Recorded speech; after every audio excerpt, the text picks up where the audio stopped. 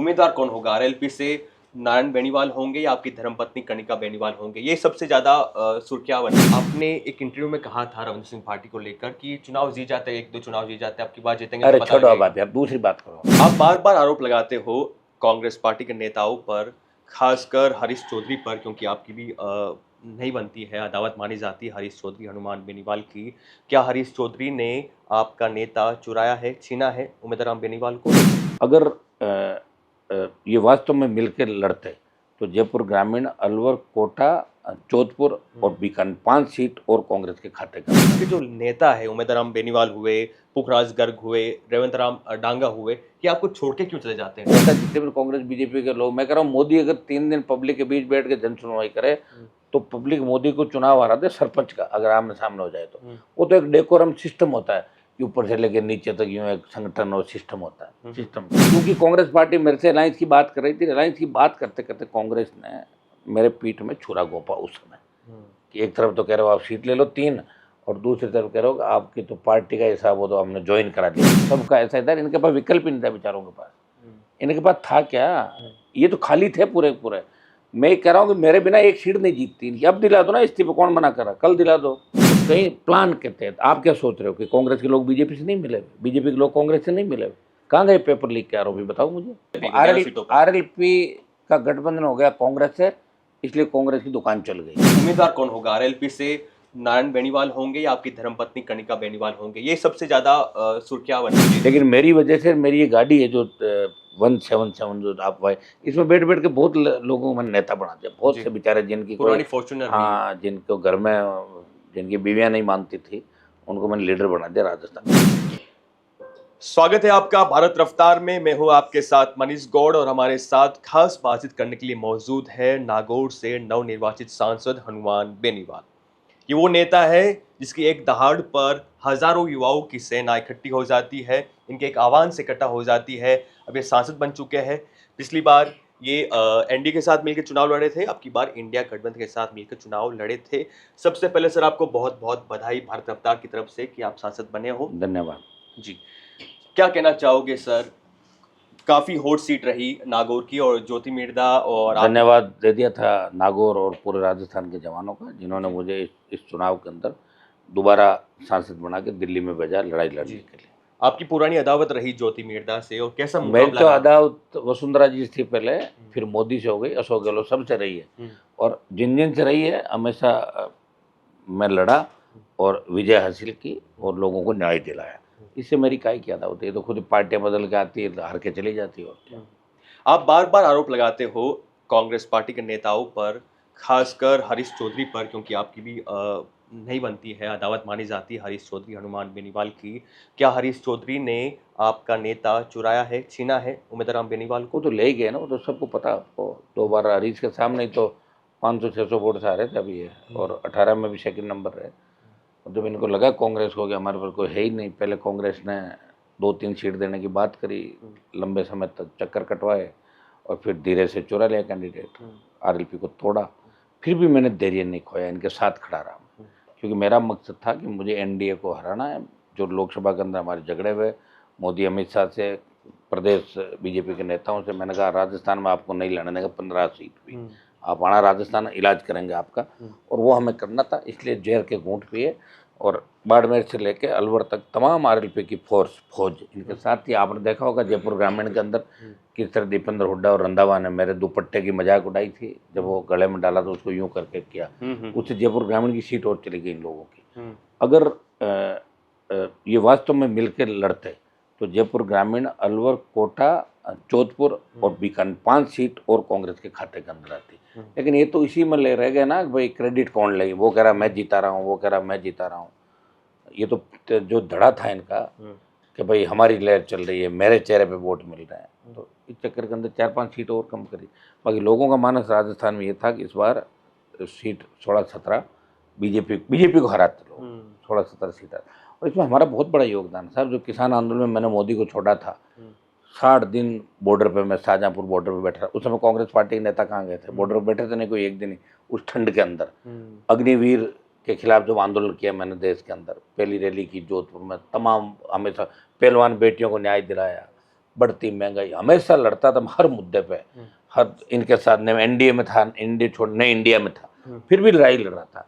तो उसका परिणाम कांग्रेस पार्टी को इसका फायदा मिला। मुझे कांग्रेस के 3 लाख वोट मिले और कांग्रेस को 20 से 30 लाख वोट आरएलपी और हमारे समर्थकों को राजस्थान की तरफ, जिससे कांग्रेस पार्टी का खाता भी खुला, सारा काम हो गया।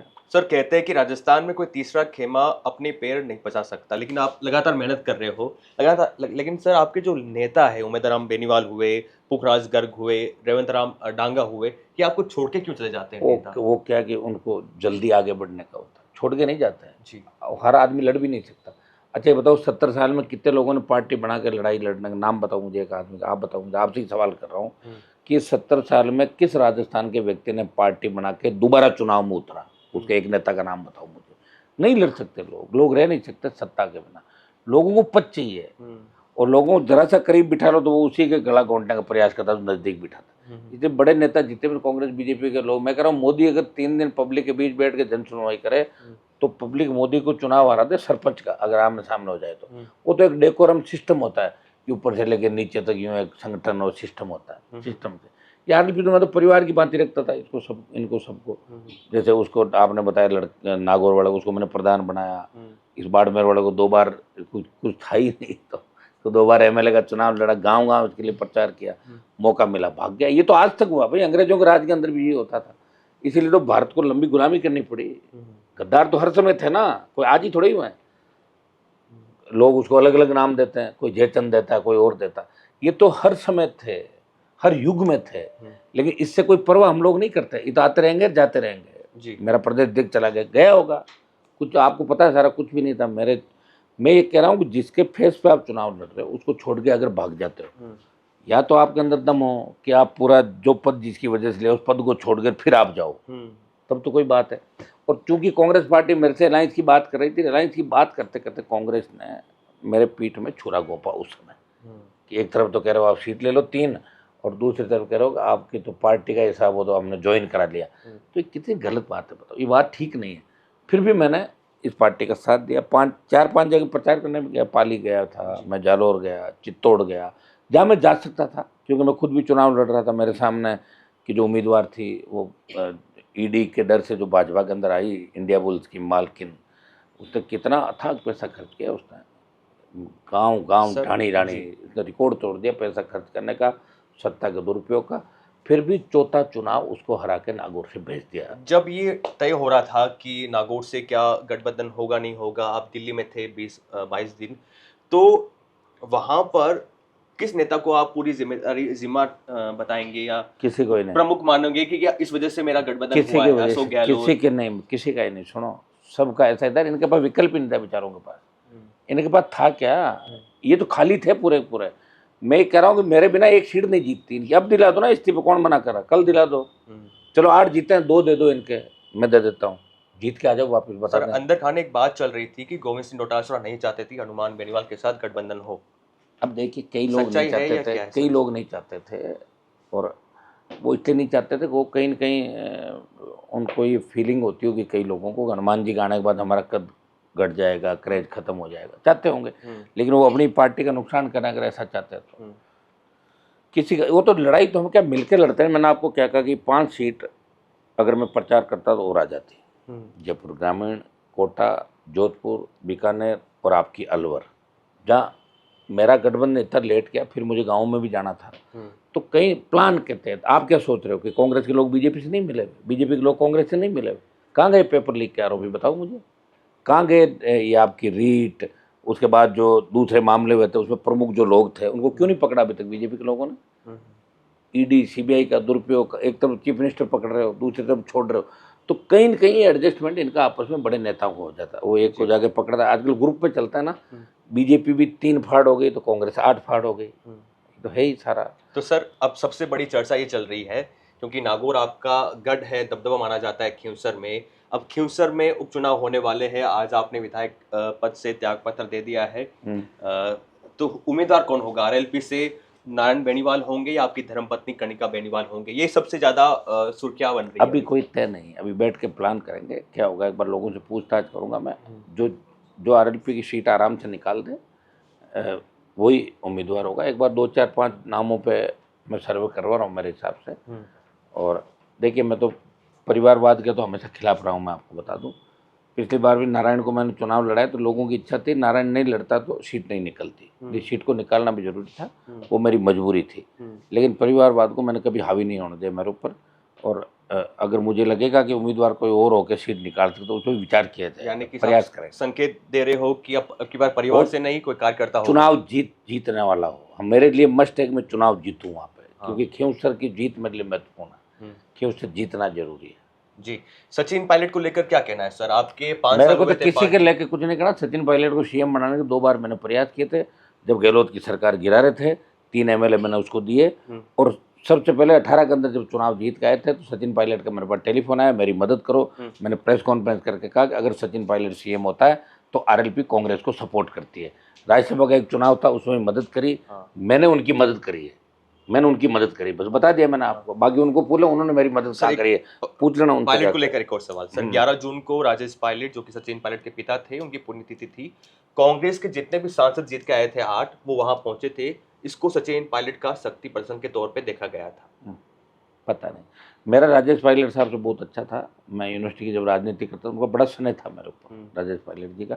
और उसमें मैं निर्दलीय था। उस समय मैं कांग्रेस की राजनीति करना चाहता था, लेकिन मेरे पिताजी भारतीय जनता पार्टी के अंदर थे और पिताजी की भावनाओं के हिसाब से मैं बीजेपी पार्टी के अंदर बाद के अंदर आया। फिर बीजेपी के अंदर भी समीकरण ऐसे थे कि ये मृदा जो बड़े घराने थे, आधे तो रहते थे बीजेपी में, आधे कांग्रेस में, आधे लोकदल में। हर जगह इनके आदमी बैठे 15-20 जो कोकस है इनका। तो हर जगह कहीं इनका बेटा मिल जाएगा, कहीं बेटी मिल जाएगी, कहीं भतीजी है तो कहीं भांजी है। तो हर जगह इन लोगों ने बिजनेसमैन लोग हैं। दिल्ली से लेकर यहाँ तक आप बताओ, दीपेंद्र हुड्डा, भूपेंद्र हुड्डा कांग्रेस की राजनीति कर रहे हैं, ज्योति बीजेपी कर रही है। ज्योति यहाँ से जाने के बाद कांग्रेस का प्रचार कर रही थी, कमान संभाल के बैठी थी, पूरी कंट्रोल कर रही थी दिल्ली से। तो अब ये बड़े खेल हैं इन बड़े लोगों के साथ। इसके अंदर आप जितना गहराई से जाओगे उतनी डूबते चले जाओगे। इसलिए मेरा काम है लड़ना। मैंने लड़ा, उनको फ्री किया, उनको भी फ्री नहीं किया। जहाँ बड़े बड़े ठग थे राजस्थान में, प्रयास मैंने किया उन ठगों को राजस्थान से बाहर का रास्ता दिखाया। हाँ, हो सकता है कि मुझे मंजिल मिली कि नहीं मिली, लेकिन मेरी वजह से मेरी ये गाड़ी है जो 177 जो आप भाई, इसमें बैठ बैठ के बहुत लोगों को मैंने नेता बना दिया। बहुत से बेचारे जिनकी पुरानी फॉर्च्यूनर, हाँ, जिनको घर में जिनकी बीवियाँ नहीं मानती थी, उनको मैंने लीडर बना दिया राजस्थान के अंदर। हाँ सर, आपसे ये जानना चाहूँगा कि आपने एक इंटरव्यू में कहा था रविंद्र सिंह पार्टी को लेकर कि चुनाव जीत जाते हैं, 1-2 चुनाव जीत जाते हैं, आपकी बात जीतेंगे। अरे छोड़ो बात यार, दूसरी बात करो, छोड़ो सर, और कोई है क्या दूसरी बात? सर दूसरा सवाल करता हूँ आपसे। राजस्थान में 5 विधानसभा सीटों पे उपचुनाव होंगे। हाँ, वहाँ 5 उपचुनाव हो रहे हैं। राष्ट्रीय लोकतांत्रिक पार्टी 5 सीटों पे झुंझुनू, देवली, उनियारा, खींवसर, दौसा यहाँ अपना दावा रखेगी। हम बात करेंगे। इंडिया अलायंस में मैं हूँ और यहाँ भी अलायंस होगा तो हमारी शर्तों पे होगा। ऐसे नहीं कि हम कांग्रेस के पीछे लगे हुए, कांग्रेस पीछे करेंगे, हमारी पार्टी को मजबूत करेंगे भाई। आरएलपी को, आरएलपी कैसे मजबूत हो? कहीं ऐसा नहीं हो कि कांग्रेस के साथ रहने से हम खत्म हो जाएं। ऐसा काम होगा तो फिर नहीं रखेंगे गठबंधन स्टेट के अंदर। बात करेंगे एक बार, सब लोगों से बैठ कर चर्चा करने के बाद ही निर्णय करेंगे। 20,000 वोट देवली उनियारा के अंदर लिए, खींवसर के अंदर हमारा गढ़ है, झुंझुनू हमारा है, दौसा के अंदर भी जब हम अलायंस में पिछली बार इसमें लड़े थे, दौसा में भी अच्छे वोट आए थे। इसलिए प्रयास हमारा रहेगा कि हम ज़्यादातर सीटें आपस में। हाँ, बीएपी जो है वो मेरे मित्र हैं और हाँ, वो मित्र हैं, पूरी पार्टी वो संघर्ष करके आ गए हैं, तो वहाँ हमारा कोई डिस्टर्बेंस नहीं, उनसे दोस्ती हमारी राजस्थान में बरकरार रहेगी। जी सर, एक आखिरी सवाल सर, आखिरी सवाल आपसे पूछना चाहूँगा कि बीजेपी ने 11 सीटें अब की बार गंवा दी। ये जो चिंगारी लगी थी एक सीट पर, चुरू शेखावाटी की चुरू लोकसभा सीट थी, जाटों का प्रभाव माना जाता है शेखावाटी में, मारवाड़ में, तो यहाँ पर वहाँ से क्या प्रभाव पड़ा है बाकी की सीटों पर? राहुल कसो का टिकट कटना, फिर कांग्रेस में जाना, कांग्रेस टिकट देती है, वहां से प्रभाव पड़ा है नहीं पड़ा? मतलब सिर्फ नुकसान हुआ नहीं हुआ बीजेपी को 11 सीटों पर? आरएलपी का गठबंधन हो गया कांग्रेस से, इसलिए कांग्रेस की दुकान चल गई, नहीं तो दुकान बंद हो जाती, कांग्रेस की दुकान बंद हो जाती बिना आरएलपी। जी, तो ये हमारे साथ है हनुमान बेनीवाल, जिन्होंने कहा कि बिना आरएलपी के कांग्रेस पार्टी की दुकान बंद हो जाती। बने रही भारत रफ्तार के साथ, कैमरा साथी लक्ष्मी के साथ मनीष गौड़, जयपुर।